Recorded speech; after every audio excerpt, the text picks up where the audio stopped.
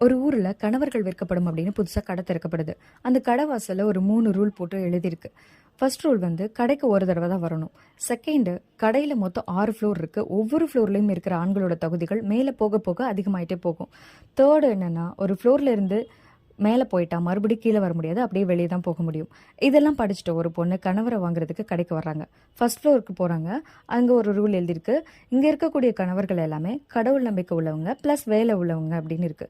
அவளுக்கு இது பேசிக் குவாலிஃபிகேஷனாக இருக்கனால செகண்ட் ஃப்ளோருக்கு போகிறதுக்கு முடிவு பண்ணுறான். செகண்ட் ஃப்ளோர் போகிறாங்க.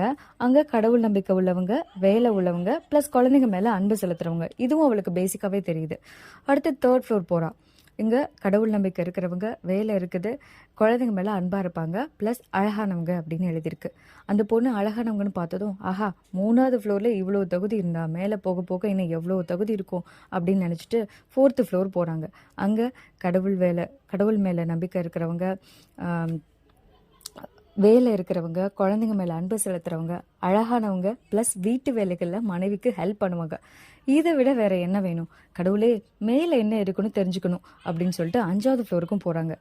அங்கே இருக்கிற கணவர்கள் எப்படி இருக்காங்கன்னா, அங்கேயும் கடவுள் மேலே நம்பிக்கை இருக்கிறவங்க, வேலை இருக்கவங்க, குழந்தைங்க மேலே அன்பு செலுத்துறவங்க, அழகானவங்க, வீட்டு வேலைகளில் மனைவிக்கு ஹெல்ப் பண்ணுறவங்க ப்ளஸ் ரொமான்டிக்கானவங்க அப்படின்னு இருக்குது.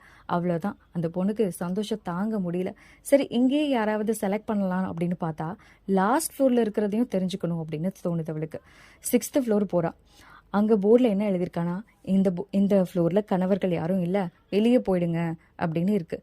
இந்த ஃப்ளோரை ரெடி பண்ணதுக்கு காரணமே உங்களை திருப்திப்படுத்தவே முடியாது அப்படின்றத நிரூபிக்க தான். எங்கள் கடைக்கு வந்ததுக்கு நன்றி அப்படின்னு எழுதியிருந்தது.